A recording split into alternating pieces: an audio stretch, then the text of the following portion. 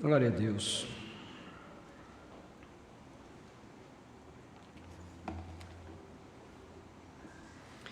Abra sua Bíblia, por favor, em Lucas capítulo 7, Evangelho de Lucas, capítulo 7.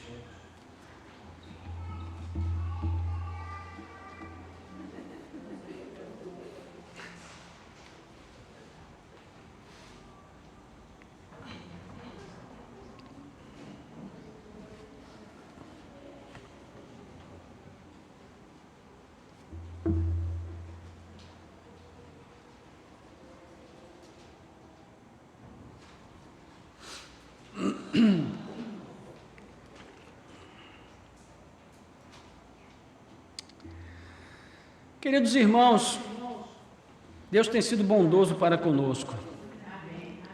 Nós temos enfrentado muita coisa, uma pandemia, o retorno dos rumores de uma guerra em escalada mundial, mas nós brasileiros nunca estamos satisfeitos, não é verdade?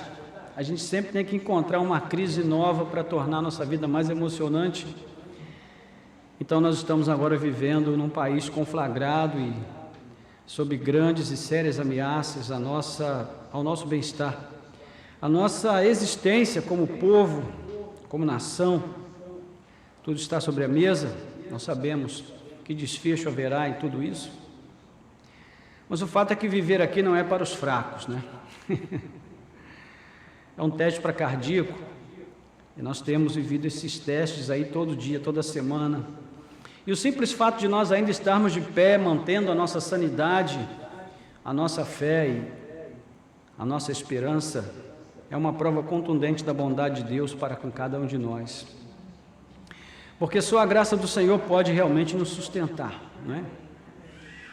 E o assunto do qual nós vamos nos ocupar agora testifica biblicamente dessa bondade de Deus.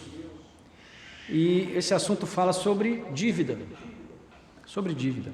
Aliás, nós estamos chegando ao final de mais um ano, não é? Domingo que vem a gente já entra no período do Advento. Então, daqui a pouco estaremos falando de Natal. Aliás, já estamos falando de Natal.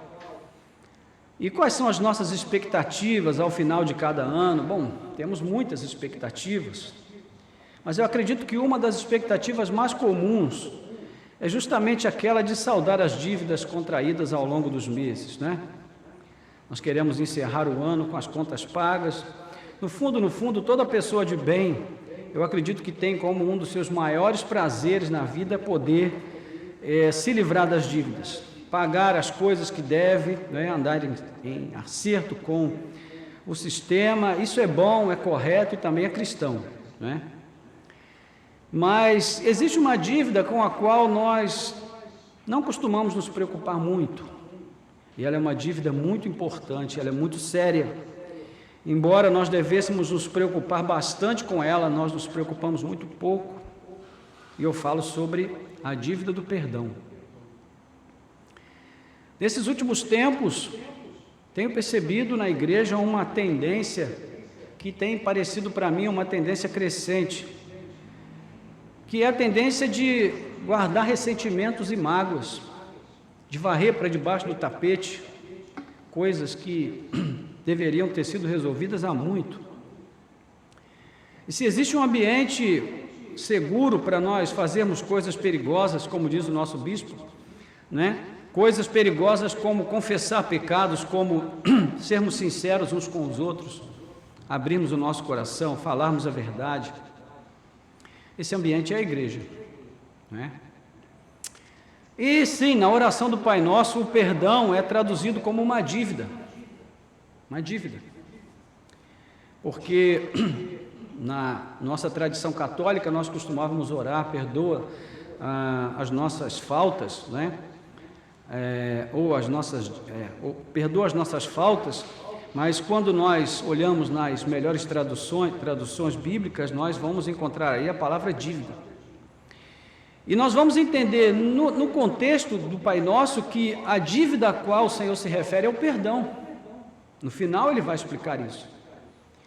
Então, uma dívida que deve ser tratada à luz da reciprocidade, ou seja, eu suplico o perdão de Deus às minhas dívidas, de modo confiante. Por quê? Porque eu também tenho perdoado aos que me devem.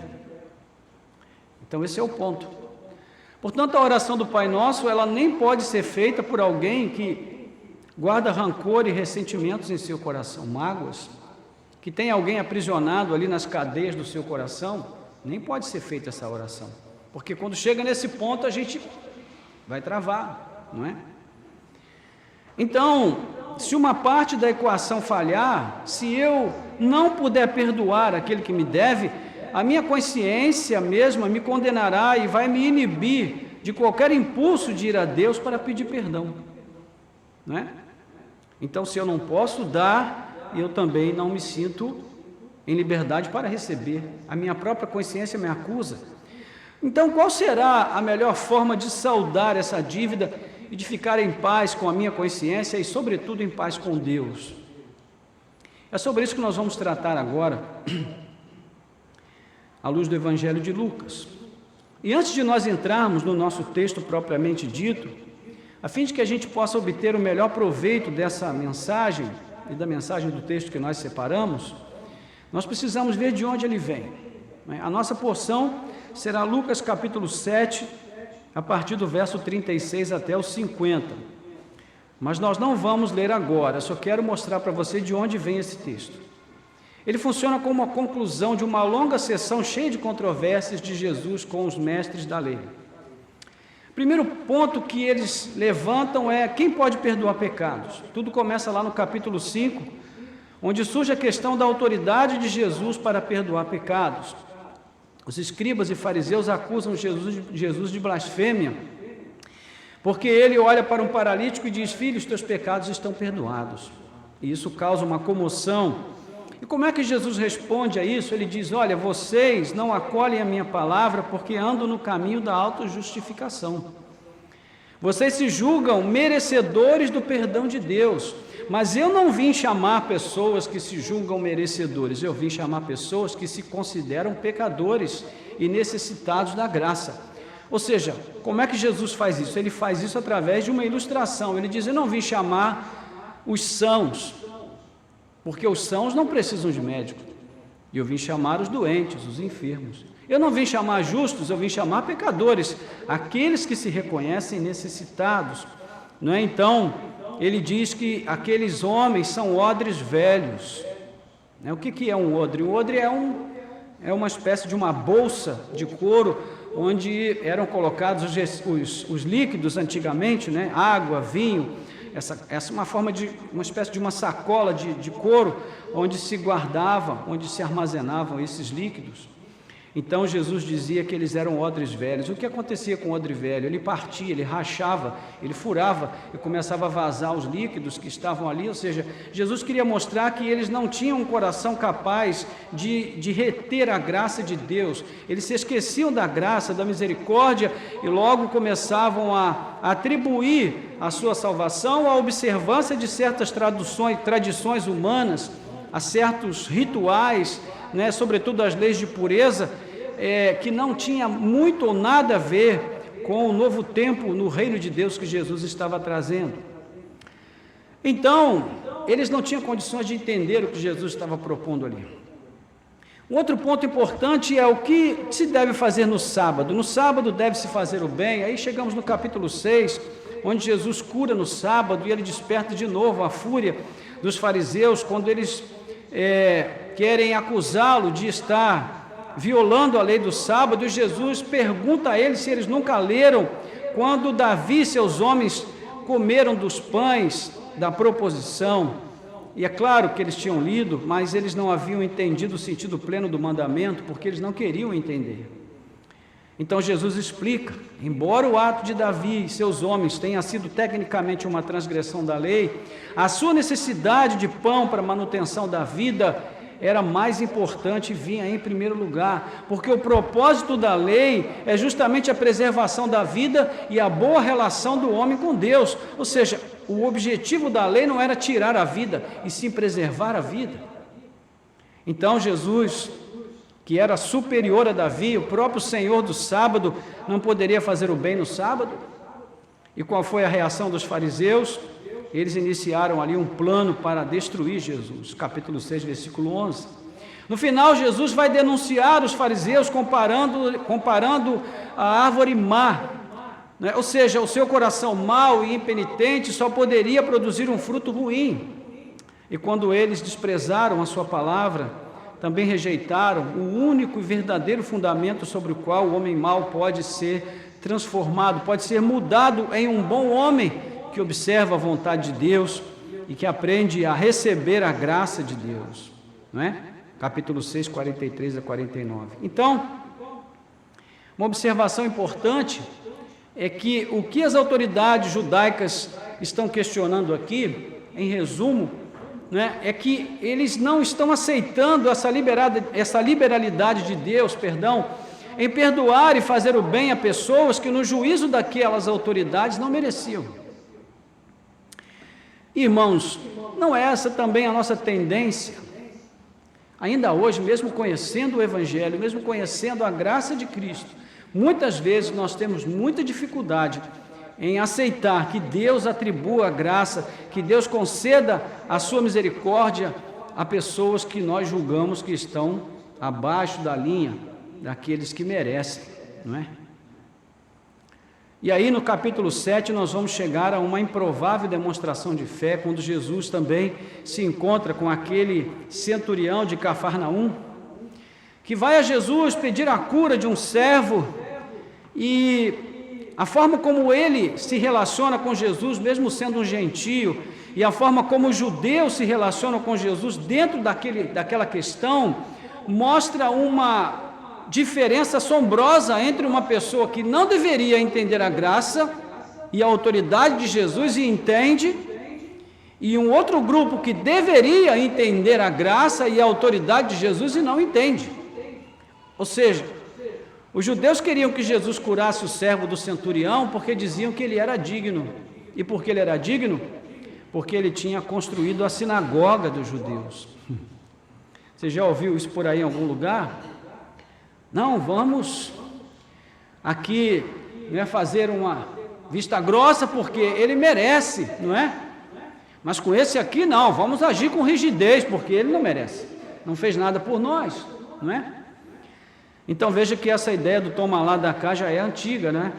E ela, aqui para os fariseus, eles queriam aplicar isso ao próprio Jesus.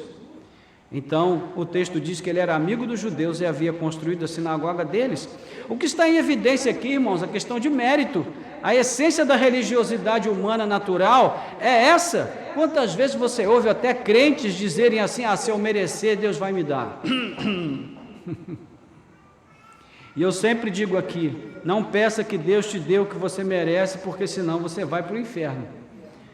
Peça a Deus que Ele te dê o que Cristo merece, porque aí você será salvo e a sua vida vai ser uma vida abençoada.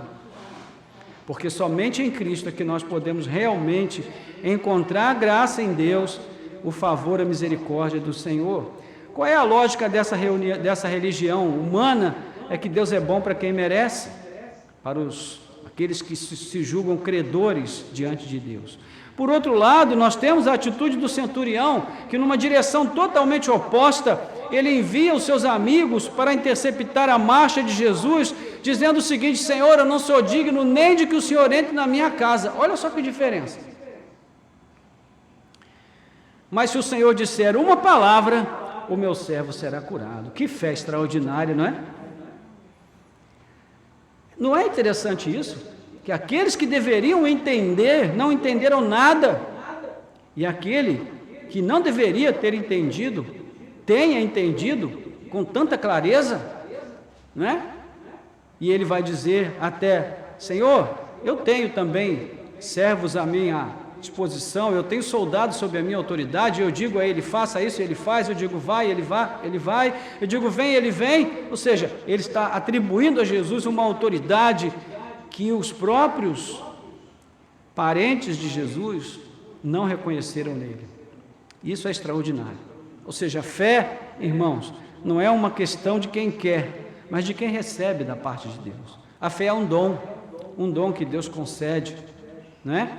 E se nós quiséssemos parafrasear o que Jesus disse naquele momento, é como se ele tivesse dito: uau, puxa vida, até que enfim alguém entendeu alguma coisa aqui. Ele diz: em toda Jerusalém nunca vi tamanha fé. Então o grande paradoxo da obra de Jesus é que ela manifesta um amor tão desmedido, uma atitude tão generosa, não é, tão beatífica da parte de Deus para com pessoas que não merecem. Eu, você, todos nós e todos aqueles que ainda vierem conhecer a graça de Deus. Isso aos olhos do homem natural é difícil de compreender e difícil de aceitar, irmãos. A graça choca porque ela é gratuita, ela é de graça, entende? Você já notou como é difícil fazer o bem a algumas pessoas? Porque elas se sentem ofendidas. Elas dizem: não, eu quero pagar, eu quero fazer alguma coisa. Não é fácil conceder a graça. Deus é bom para quem não merece, simplesmente porque ninguém merece. Jesus afirma que Deus é bondoso até para os ingratos e maus. Lucas vai dizer isso daqui no capítulo 6, verso 35, e de fato, até a fé que é confessada pelo centurião, ele a recebeu gratuitamente. Então, qual é o tamanho da autoridade de Jesus? Até onde vai essa autoridade que ele demonstra? Será que realmente ele tem autoridade para perdoar pecados? Isso vai ficar muito claro a partir dos versos 11 em diante do capítulo 7, quando acontece a ressurreição do filho da viúva de Naim. Uma das coisas mais frustrantes que acontecia era convidar Jesus para o sepultamento, porque o sepultamento acabava, não é? Os mortos ressuscitavam e o sepultamento acabava. Então Jesus foi convidado para seguir aquele enterro, aquele sepultamento, e ele restituiu o filho da viúva de Naim. E então as pessoas ficavam chocadas e diziam: grande profeta se levantou entre nós. Depois você pode ler no capítulo 7. Isso mostra não somente a expressão da misericórdia de Cristo, mas também, como nós vimos hoje pela manhã, a sua autoridade até para dar ordens aos mortos que se levantavam e voltavam à vida sob a sua palavra.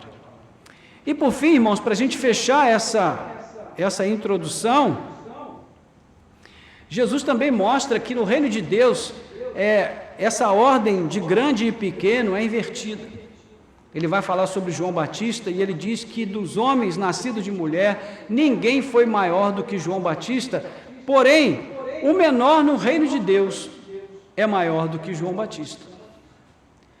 Ele faz essa inversão de valores em relação à proposta que o mundo tem para oferecer, não é? E é aqui que ele volta a carga aos fariseus, na parábola do semeador, mostrando que o coração deles era refratário e não podia receber a palavra de Deus, né? Mas o coração daqueles que se abriam para Deus podiam produzir fruto abundante, porque a semente é boa, e se o coração é bom, se o coração é uma terra boa, então ele pode produzir frutos em abundância.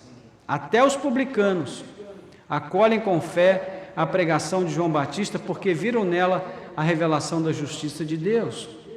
Não é? Então essa afirmação de Jesus é muito importante, porque ela vai dar início ali, né, ao ponto de partida, na verdade, a teologia apostólica que anunciava a Cristo como justiça de Deus para todo aquele que crê.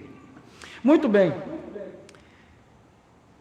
nós percebemos então que esse amor tão desmedido, essa atitude tão generosa e tão beatífica da parte de Deus para com os que não merecem, são coisas difíceis de se entender e de se aceitar. Agora eu pergunto, imagina então como é difícil imitar essa graça, essa liberalidade em perdoar, em conceder o perdão, a graça da compaixão, estender a mão.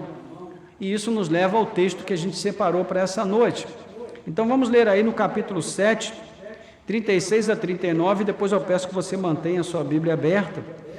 Diz assim: um dos fariseus convidou Jesus para que fosse jantar com ele. Jesus, entrando na casa do fariseu, tomou lugar à mesa. E eis que uma mulher da cidade, pecadora, sabendo que ele estava jantando na casa do fariseu, foi até lá, com um frasco de alabastro cheio de perfume, e estando por detrás, aos pés de Jesus, chorando, molhava-os com suas lágrimas e os enxugava com os próprios cabelos. Ela beijava os pés de Jesus e os ungia com perfume. Ao ver isso, o fariseu que havia convidado disse consigo mesmo: se este fosse profeta, bem saberia quem e que tipo de mulher é esta que está tocando nele, porque é uma pecadora. Então, do que se trata essa porção aqui? Ela trata de uma mulher pecadora que demonstrou um profundo entendimento acerca da dimensão do amor de Deus, que é manifestada nesse perdão, não é? E o quanto isso também nos obriga a dar ao Senhor uma resposta adequada. É o que nós vemos aí, nesses versos 36 ao 39. Ela se derrama literalmente aos pés de Jesus, toma ali o frasco de alabastro, não é? Com perfume caro. João vai nos dizer isso no capítulo 12, um perfume muito caro, que ela simplesmente derrama aos pés de Jesus e começa ali a enxugar os pés de Jesus com os seus cabelos e também a regá-los com as suas lágrimas. O que o fariseu viu aqui na atitude dessa mulher pecadora? Uma omissão suspeita de Jesus, porque ele não reagiu com repulsa, ele não procurou afastar a mulher, ele não a repudiou, mesmo sendo ela uma pecadora, e isso não soou bem ao fariseu. Então veja, até uma atitude verdadeira, sincera, de adoração a Deus, pode ser mal interpretada se os olhos forem maus, se o coração for mau. Enquanto ela se derrama aos pés de Cristo numa adoração sincera, verdadeira, não é? Difícil até de se encontrar entre os próprios discípulos de Jesus, o fariseu faz um julgamento totalmente distorcido da realidade. Aliás, a aceitação e o acolhimento de pecadores nunca podem cair bem no coração de um fariseu. Ele não admite tal coisa. E por quê? Porque ele é alguém que se acha justo e ele acredita que está acima das pessoas comuns. Portanto, na sua visão, Deus jamais admitiria que estivesse aos seus pés uma mulher como aquela. Então, pelo fato de ela ser uma mulher, isso já seria algo estranho, muito mais sendo uma mulher pecadora. Numa sociedade como aquela, em que mulheres e crianças não tinham praticamente valor, não é? Jesus é que muda essa questão, e ele muda essa forma de lidar com as crianças e com as mulheres, especialmente no Evangelho de Lucas. Então, qual poderia ser a atitude daquele anfitrião fariseu em relação a tudo aquilo? Ele certamente ouviu falar, não é, do testemunho dado em favor de Jesus, quando da ressurreição do filho da viúva, onde todos disseram: um grande profeta se levantou entre nós e Deus visitou o seu povo, capítulo 7, versículo 15. Agora o fariseu pondera e questiona: se este fosse profeta mesmo, ele saberia que tipo de mulher é esta que está tocando nele, porque é uma pecadora. Então Jesus conhecia os pensamentos do fariseu, e como é que ele reage? Ele conta uma história, e aí nós vamos ver do verso 40 até o 47, se você acompanhar comigo aí a leitura. Jesus se dirigiu ao fariseu e lhe disse: Simão, tenho uma coisa para lhe dizer. Ele respondeu: diga, mestre. Jesus continuou: certo credor tinha 2 devedores, um lhe devia 500 denários e outro devia 50. E como eles não tinham com que pagar, o credor perdoou a dívida de ambos. Qual deles, portanto, o amará mais? Simão respondeu: penso que é aquele a quem mais perdoou. Jesus disse: você julgou bem. E voltando-se para a mulher, Jesus disse a Simão: você está vendo esta mulher? Quando entrei aqui em sua casa, você não me ofereceu água para lavar os pés. Esta, porém, molhou os meus pés com lágrimas e os enxugou com seus cabelos. Você não me recebeu com um beijo na face. Ela, porém, desde que entrei, não deixou de me beijar os pés. Você não ungiu a minha cabeça com óleo, mas esta, com perfume, ungiu os meus pés. Por isso afirmo a você que os muitos pecados dela foram perdoados, porque ela muito amou. mas aquele a quem pouco se perdoa, pouco ama. É muito interessante essa forma como Jesus lida com a situação, né? Ele conta uma ilustração, e ele usa a própria circunstância que houve ali na casa do fariseu, mostrando que desde que ele chegou, o fariseu o tratou com desprezo, porque o normal ali, um anfitrião, o hospitaleiro, ele teria recebido a Jesus, né, com uma estima que pudesse ser manifestada, sobretudo no fato, né, de ele ter mandado lavar os pés de Jesus, de ter ungido, né, Jesus com óleo, de ter dado um beijo santo, um ósculo em Jesus, porque essa era a tradição, era a prática, mas ele não fez nada disso. Ou seja, ele já demonstrou desprezo por Jesus desde a hora que Jesus chegou. E o desprezo dele por Jesus acabou sendo também encaminhado para a vida daquela mulher, transbordou e alcançou também a vida daquela mulher pecadora. A ilustração que Jesus conta fala de uma dívida. Havia 2 devedores, um com uma dívida maior e outro com uma dívida bem menor. O ponto comum entre ambos é que nenhum dos dois tinha condição de pagar a dívida. E é interessante que nem a dívida pequena podia ser paga. Qual será o alvo de Jesus com essa ilustração, irmãos?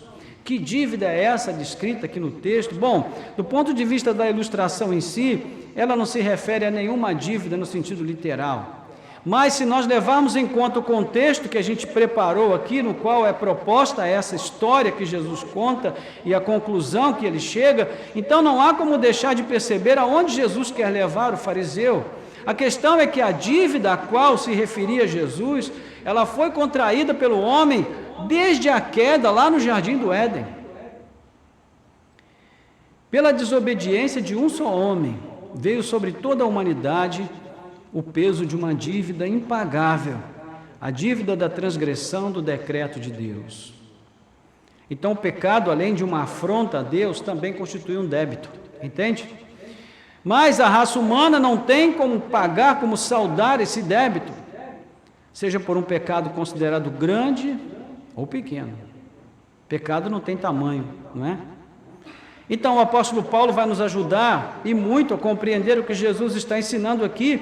Ele detalhou a essência desse ensino de Jesus em suas cartas, e a gente pode olhar em Romanos, se você avançar um pouquinho aí, Romanos capítulo 5, versículos 12 a 13, inicialmente, ele diz: portanto, assim como por um só homem entrou o pecado no mundo, e pelo pecado veio a morte, assim também a morte passou a toda a humanidade, porque todos pecaram. Porque antes de a lei ser dada, havia o pecado no mundo, mas o pecado não é levado em conta quando não há lei. E depois no 15 a 16 vai dizer: mas o dom gratuito não é como a ofensa, porque se muitos morreram pela ofensa de um só, muito mais a graça de Deus e o dom pela graça de um só homem, Jesus Cristo, foram abundantes sobre muitos. O dom, entretanto, não é como no caso em que somente um pecou, porque o julgamento derivou de uma só ofensa para a condenação, mas a graça deriva de muitas ofensas para a justificação. Louvado seja Deus. Então veja, Paulo nos ajuda a compreender o tamanho dessa dívida. E ele mostra que a dívida de um só passou a muitos. Porém, a justiça de um só também foi aplicada a todos aqueles que estavam condenados por causa do pecado, ou seja, a justiça de Cristo. Também por essa razão a lei foi dada por Deus para realçar a gravidade do pecado e a impossibilidade do homem de guardar a rigorosa exigência da lei, justamente porque esse homem tinha se tornado escravo do pecado, ele não podia guardar fielmente a vontade de Deus. Logo, a dívida contraída no Éden se tornou impagável ao homem natural.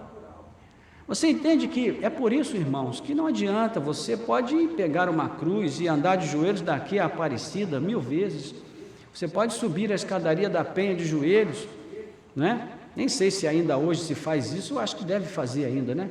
Você pode, enfim, você pode fazer quantas promessas quiser, o homem pode fazer qualquer coisa, mas não há nada a não ser a obra de Cristo, que possa realmente livrá-lo do peso do pecado e da escravidão, da sua submissão ao pecado.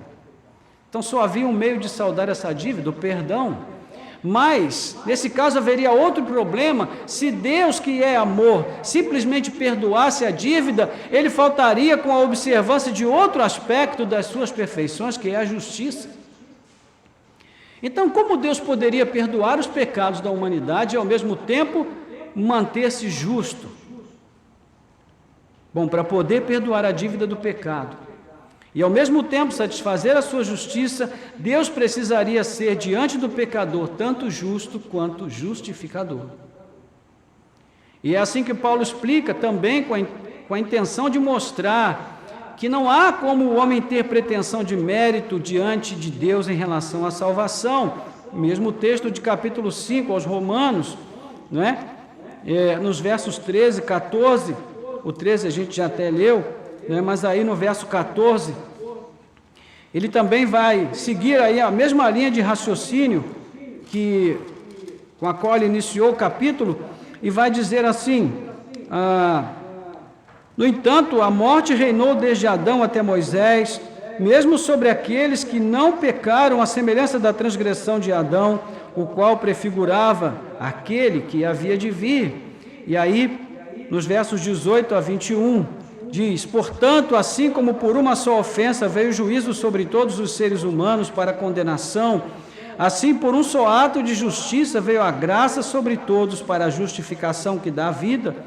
Porque como pela desobediência de um só homem muitos se tornaram pecadores, assim também por meio da obediência de um só muitos se tornaram justos. A lei veio para que aumentasse a ofensa, mas onde aumentou o pecado, aumentou muito mais ainda a graça, a fim de que, como o pecado reinou pela morte, assim também a graça reinasse pela justiça, que conduz à vida eterna, por meio de Jesus Cristo nosso Senhor. Aleluia. Louvado seja Deus. Extraordinário esse texto, não é, irmãos? Ainda lá no capítulo 3, não precisa abrir, apenas ouça, nos versos 21 a 28, ele diz: mas agora, sem lei, a justiça de Deus se manifestou, sendo testemunhada pela lei e pelos profetas. É a justiça de Deus mediante a fé em Jesus Cristo para todos e sobre todos os que creem, porque não há distinção, pois todos pecaram e carecem da glória de Deus, sendo justificados gratuitamente por sua graça, mediante a redenção que há em Cristo Jesus, a quem Deus apresentou como propiciação no seu sangue mediante a fé. Deus fez isso para manifestar sua justiça, por ter ele, na sua tolerância, deixado impunes os pecados anteriormente cometidos, tendo em vista a manifestação da sua justiça no tempo presente, a fim de que o próprio Deus seja justo e o justificador daquele que tem fé em Jesus. Onde fica então o orgulho? Foi totalmente excluído. Por meio de que lei? A lei das obras? Não, pelo contrário, por meio da lei da fé. Com fé, independentemente das obras da lei. Louvado seja Deus. Bendito seja o nome do Senhor. Então é isso, exatamente isso que está acontecendo aqui na conversa de Jesus com o fariseu, né? E é desdobrado por Paulo lá em Romanos. O que Deus fez para resolver a questão foi enviar o seu próprio Filho amado para ser um de nós e assumir a nossa dívida como sua dívida. E a justiça de Deus, que deveria ser satisfeita, então foi feita no seu Filho, que morreu em lugar da humanidade. E por essa mesma razão o pecador foi justificado. Então, irmãos, dessa forma Deus foi justo, sim, ele não deixou de punir o pecado e satisfazer a exigência da sua justiça, e reparou o pecado. Ao mesmo tempo, ele se tornou justificador porque ele concedeu a graça e o perdão ao pecador. Louvado seja Deus. Então, de novo, as palavras de Paulo: Jesus cancelou o escrito de dívida que pesava contra nós, encravando-o na cruz, Colossenses 2,14. O escrito de dívida era uma confissão pública de dívida, que só poderia ser resgatada se a dívida fosse paga integralmente. Então, Paulo usa esse elemento cultural da sua época para ilustrar o que Jesus fez por nós. Ele assumiu a nossa dívida, não é? Em suma, a obra de Cristo compreende um verdadeiro resgate, irmãos. Pagar o preço pelos nossos pecados. Jesus também tirou a autoridade do pecado sobre nós, ou seja, o pecado não é mais o nosso Senhor. O nosso Senhor agora é Cristo. Então, quando ele diz em Romanos 6 que o pecado não mais terá domínio sobre nós, é justamente em função dessa realidade. Ou seja, o pecado não é mais o Senhor da sua vida. O Senhor da sua vida agora é Cristo. Portanto, você tem plena liberdade de viver em Cristo como um homem que ama a justiça, embora tropece aqui e ali, mas ama a justiça e deseja fazer a vontade de Deus. Então, por mais que Jesus já tenha feito todo o necessário, não há nada que o homem possa fazer para ser salvo, é fundamental que o alvo dessa graça, o pecador, se reconheça como um pecador. De novo, é fundamental que o alvo da graça de Deus, o pecador, ele se reconheça como um pecador. Você sabe por que existe muita viúva nesse mundo? Quem sabe? É porque os homens não gostam de ir ao médico. Eles só vão ao médico normalmente quando já estão com o pé na cova, né? Eles não fazem consultas preventivas. Os homens não fazem isso, não é a nossa inclinação natural. Alguém tem que brigar com a gente para a gente fazer isso. Só quando a gente começa a sentir alguma dor que a gente vai. E por que a nossa vida muitas vezes é abreviada sem necessidade? Porque nós demoramos a nos reconhecer doentes, a reconhecer que nós precisamos de médico. É por isso que muitas pessoas não vêm a Cristo, porque elas não se reconhecem como pecadoras, elas não se reconhecem como necessitadas de perdão e da graça. Elas dizem assim: não, mas eu sou um cara bacana, eu nunca matei ninguém, nunca roubei, sou um cara decente, honesto, trabalhador, vou para casa, de casa para o trabalho, do trabalho para casa, não faço mal a ninguém, é claro que eu vou para o céu.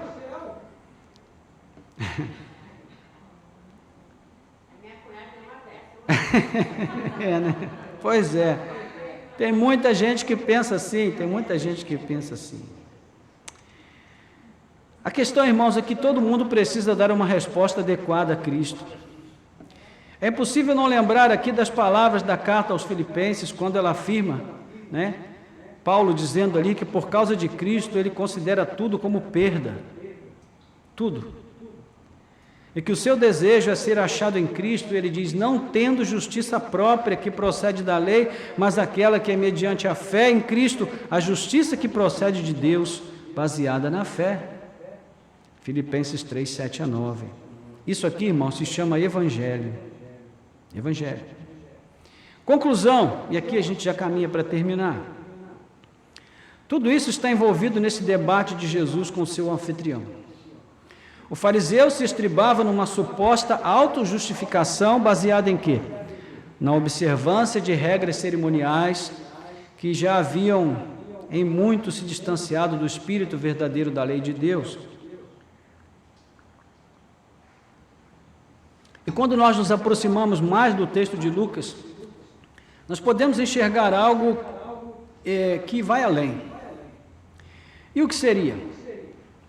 A questão é que esse homem, embora fosse o filho de Abraão do ponto de vista genealógico, ele desprezava o amor e a compaixão de Deus, que ironicamente são a base de inclusão de todos os que são realmente considerados filhos de Abraão, portanto membros da família de Deus.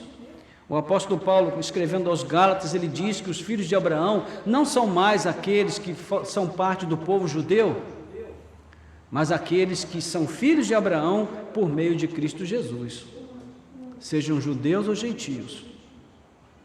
Então, ao nos aproximarmos desse texto, nós começamos a enxergar essa questão que é mais profunda, e essa é a razão do desprezo do fariseu, tanto pela mulher que oferecia verdadeira adoração a Jesus, como pelo próprio Jesus. Entenda que havia duas pessoas que precisavam ser aceitas na casa do fariseu. Em primeiro lugar, o próprio Cristo, que ele não aceitou, por isso ele não deu ósculo, ele não lavou os pés, ele não ungiu a cabeça de Jesus, ele não fez nada do que tinha que ter feito. Não é? A outra pessoa era a própria mulher que estava ali, que chegou e adorou a Jesus. Então, a aceitação de um envolvia a aceitação do outro. Se ele tivesse aceitado Jesus, ele também aceitaria a mulher. Isso aqui é muito importante, irmãos. Se ele tivesse recebido a Cristo como Messias, ele também teria acolhido todo o ensino de Cristo como regra de vida. Isso resultaria necessariamente na aceitação da mulher pecadora diante de uma atitude desmedida de amor a Cristo. E eu digo para você, por que há muitas pessoas que têm dificuldade de liberar o perdão, de abrir o coração, de abrir mão do ódio, do rancor, do ressentimento? Porque essas pessoas talvez não tenham aceitado a Cristo ainda no seu coração e na sua alma. Mas ela frequenta a igreja, mas de frequentar a igreja para ter a Cristo como Senhor existe uma distância bem grande, irmãos, bem grande. Então, quando nós temos Cristo como Senhor da nossa vida, nós não temos dificuldade de perdoar, porque nós entendemos que a nossa dívida é uma dívida grande, e Cristo nos perdoou. Nós devíamos 500 denários, como é que nós vamos deixar de perdoar uma pessoa que nos deve 50 denários? Imagine isso. Então, de modo bem resumido, o que seria necessário para que aquele fariseu pudesse aceitar a Cristo e, consequentemente, acolhesse a mulher pecadora? Basicamente 3 coisas, irmãos.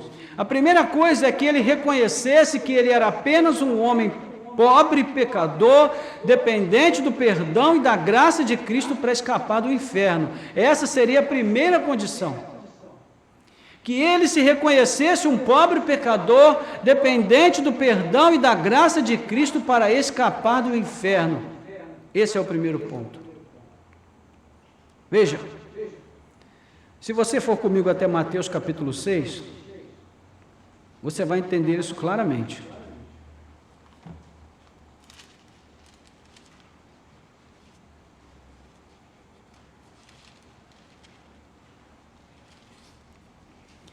Quando Jesus ensina a oração do Pai Nosso, e nós já citamos aqui o texto, né? Ele diz assim no versículo 12: perdoa-nos as nossas dívidas, assim como nós também perdoamos os nossos devedores. Que dívida é essa? Ele vai explicar no versículo 14, como nós mencionamos lá atrás.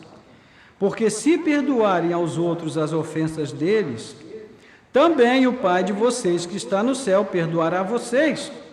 Se, porém, não perdoarem as ofensas deles, também o Pai de vocês não perdoará as ofensas de vocês. Claro como o dia, né, irmãos?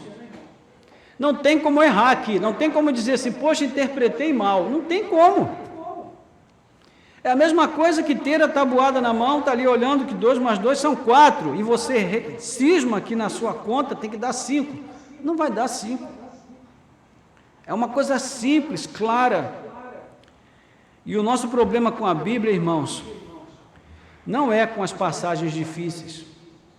Porque as passagens difíceis, elas podem até nos dar a justificativa de que nós não entendemos. O nosso problema é com a passagem clara. É com aquilo que nós entendemos. Esse é o nosso problema, porque aí nós não temos como nos justificar.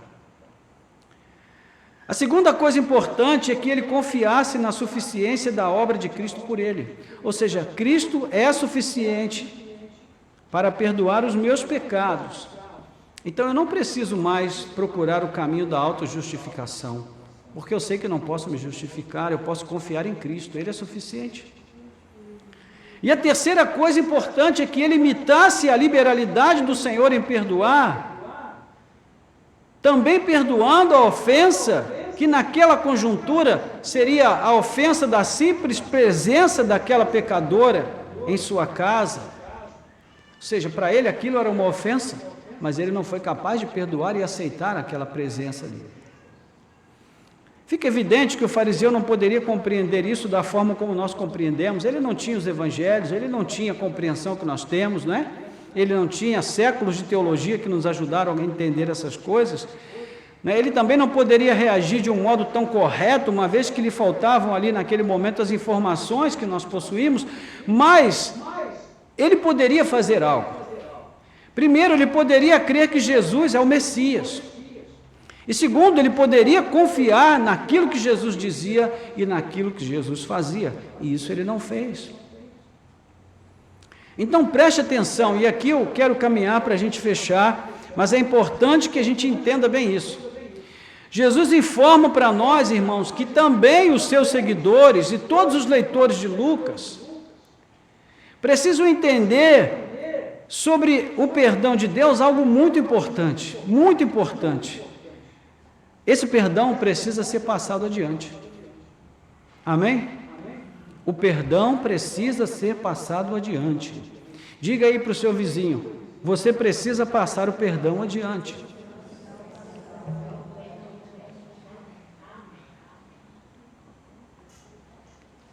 Sabe aquelas mensagenzinhas de WhatsApp?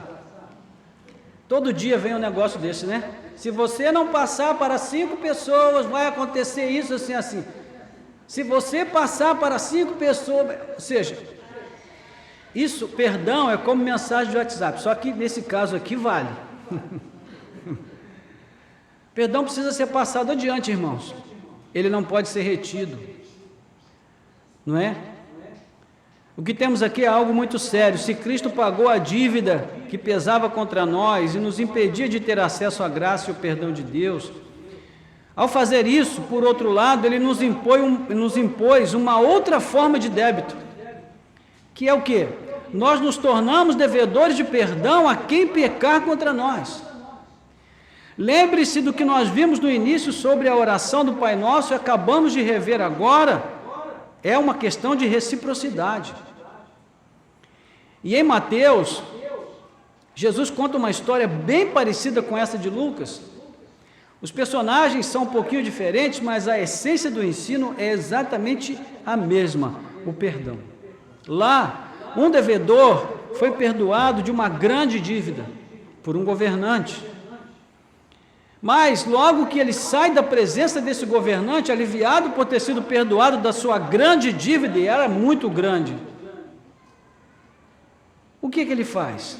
Ele sai dali e vai direto oprimir uma pessoa que devia uma fração muito pequena daquilo que ele devia ao governante, e por ele foi perdoado. Então, o que o governante faz ao tomar consciência disso, desse ato tão cruel? O seu antigo credor, então, vai atrás dele, manda que os seus servos vão atrás dele e imponham a ele um castigo terrível e façam com que ele sofra aquele castigo até que ele pague toda a dívida, porque o perdão foi retirado. E por que Jesus contou essa história em Mateus? Porque Pedro fez uma pergunta. Pedro falou: Senhor, quantas vezes devo perdoar o irmão que pecar contra mim? Olha só. Isso é basicamente um casuísmo. O que é o casuísmo? O casuísmo é aquela forma que nós procuramos para fugir da obediência. Então, nós começamos a procurar brechas na lei, né? Para encontrar um meio de escapar da punição, se caso nós transgredirmos a lei, porque é isso que nós queremos fazer. Então Pedro disse: Senhor, mas afinal, quantas vezes eu tenho que perdoar o meu irmão? E ele imaginou: poxa, Jesus então vai, né, dizer umas 3 ou 4 vezes já está bom. Aí ele fala assim: 7 vezes, Senhor? Já pensando: poxa, vai ser 10 agora, né? Aí Jesus fala: 7 vezes não, mas 70 vezes 7. Você sabe de onde é que vem isso? Já falei isso daqui. Quem tem boa memória vai se lembrar. Você se lembra de um sujeito chamado Lameque, lá do livro de Gênesis? Lameque foi o primeiro homem arrogante que se pronunciou na Bíblia como arrogante, como um homem que desafiava a tudo e a todos. Foi o primeiro polígamo ali do início da história da Bíblia, né? Tinha várias mulheres, e ele dizia assim: se Caim será vingado 7 vezes, Lameque será vingado 70 vezes 7. Olha de onde é que Jesus vai pegar essa resposta que ele traz para Pedro. Ele inverte a ideia arrogante do coração de Lameque, que queria glória para si, vingança de todo mal que pudesse lhe sobrevir, e ele transforma isso num modo de perdoar. Então ele diz para Pedro, perdoar 7 vezes não, mas 70 vezes 7.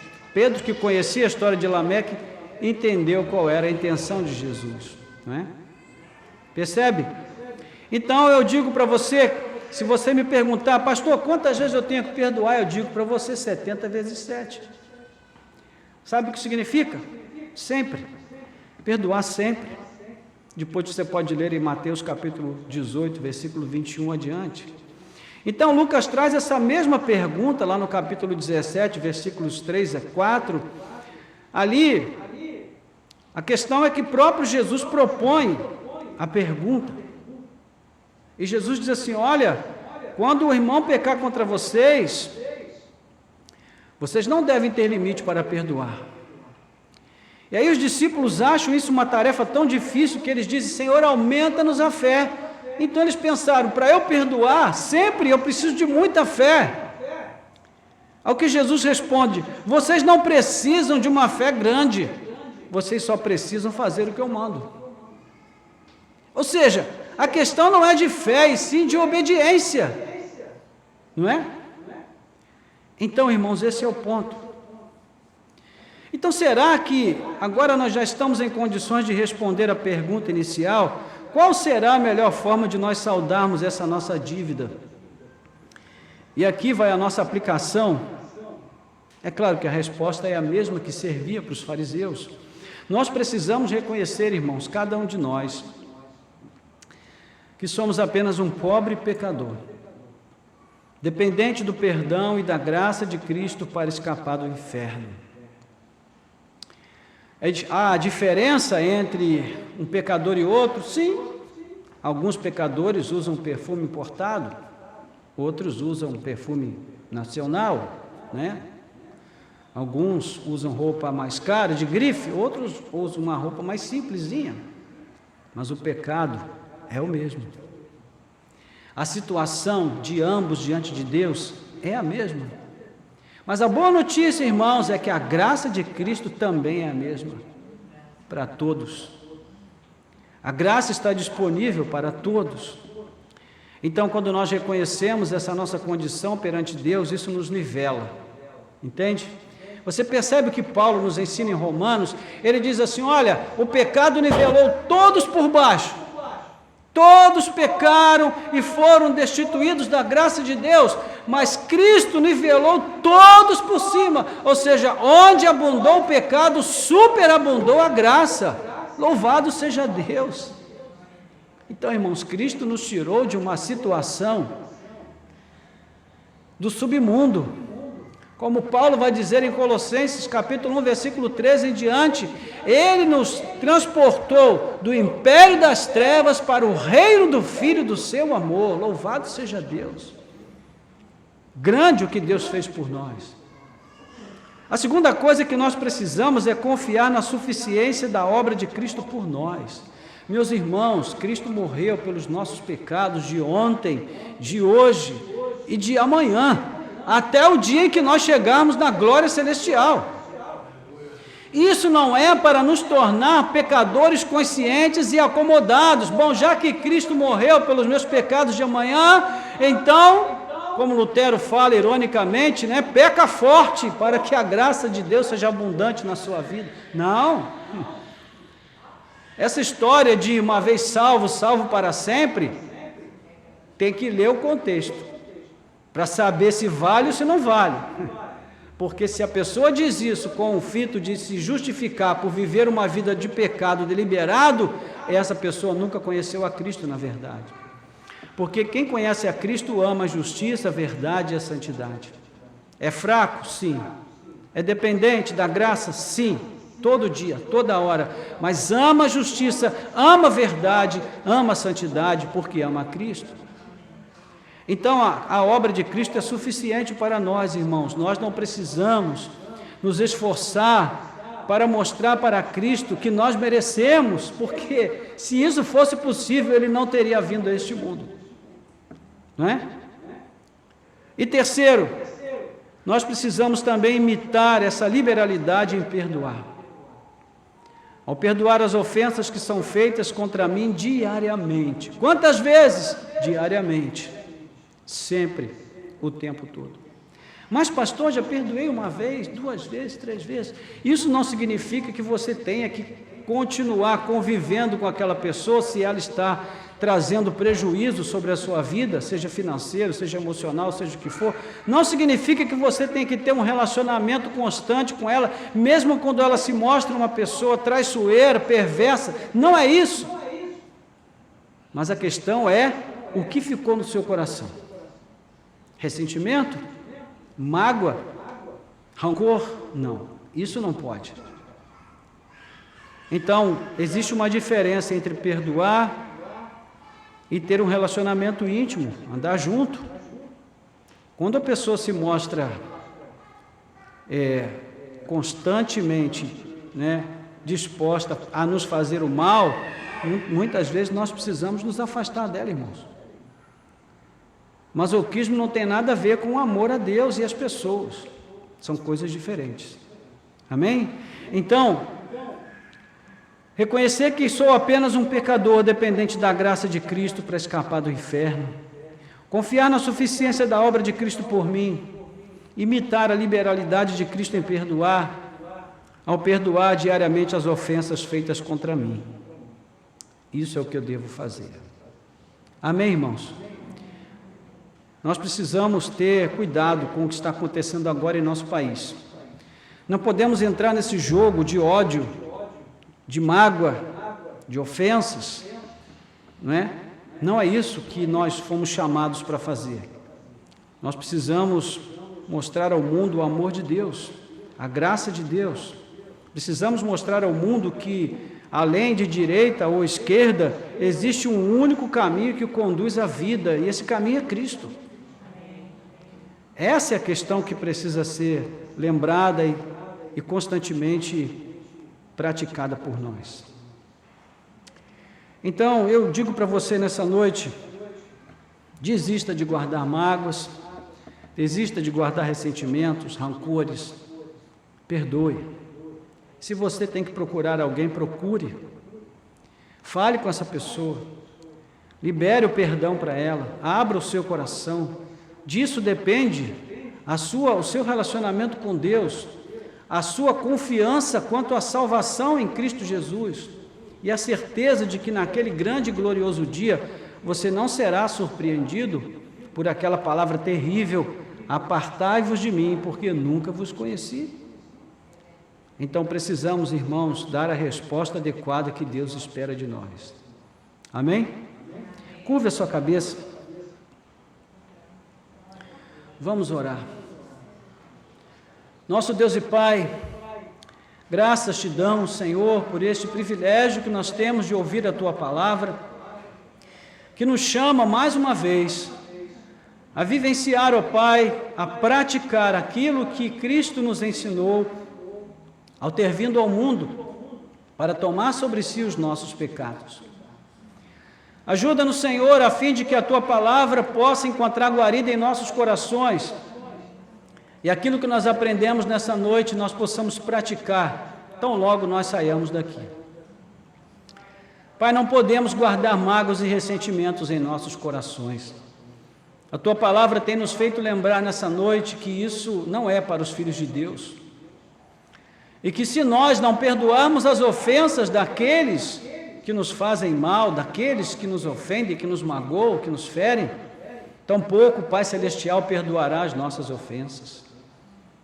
Senhor, a Tua palavra nos lembra que a misericórdia deve triunfar sobre o juízo, e isso só acontecerá se nós, que estamos na Tua presença, agirmos com misericórdia e compaixão durante o tempo da nossa jornada aqui. Então o juízo não será para nós, mas para aqueles que rejeitam a Cristo e que não querem se submeter ao seu domínio, ao seu senhorio e à sua autoridade. Então, Senhor, ajuda-nos, capacita-nos, tira toda a barreira do nosso coração, dá-nos a coragem necessária para procurar quem quer que seja, para buscar reconciliação com essa pessoa. A tua palavra não nos manda esperar que alguém venha até nós, mas que nós possamos tomar a iniciativa de ir até essa pessoa e procurá-la para consertar a nossa vida com ela. Quanto ao mais, Senhor, devemos entregar tudo em tuas mãos, porque o Senhor sabe fazer aquilo que é necessário para cuidar de cada um, de acordo com a resposta que o Senhor recebe em relação àquilo que o Senhor propôs na tua obra perfeita, completa e gloriosa na cruz do Calvário. Então, Senhor, ajuda-nos, capacita-nos, traz à nossa memória diariamente que nós não somos nada além de pecadores, pobres pecadores, necessitados da tua graça e da tua misericórdia para escapar da perdição eterna. Ajuda-nos, dá-nos a compreensão necessária para que nós possamos confiar inteiramente na suficiência da obra de Cristo por nós.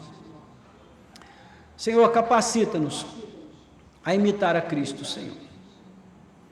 A não ficarmos buscando, Senhor, justificativas nas pessoas que nos ofendem, que nos magoam, para dizer que nós já estamos cansados de perdoar, porque o Senhor nos ensinou que nós não podemos nos cansar. Senhor, todo dia nós precisamos do teu perdão, e todo dia Ele está ali nos esperando. Por que, Senhor, nós podemos ser diferentes? Como nós podemos querer ser mais do que o próprio Senhor? Como nós queremos negar o perdão àqueles que, por vezes, ó Deus, sem conta, pecam contra nós?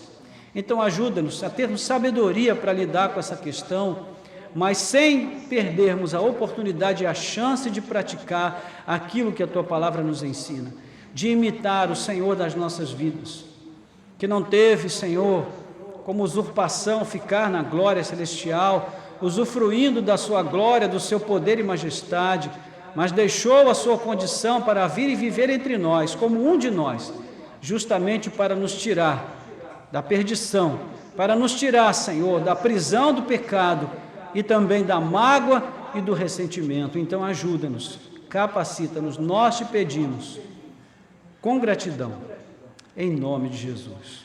Amém. Amém. Louvado seja Deus. Muito bem.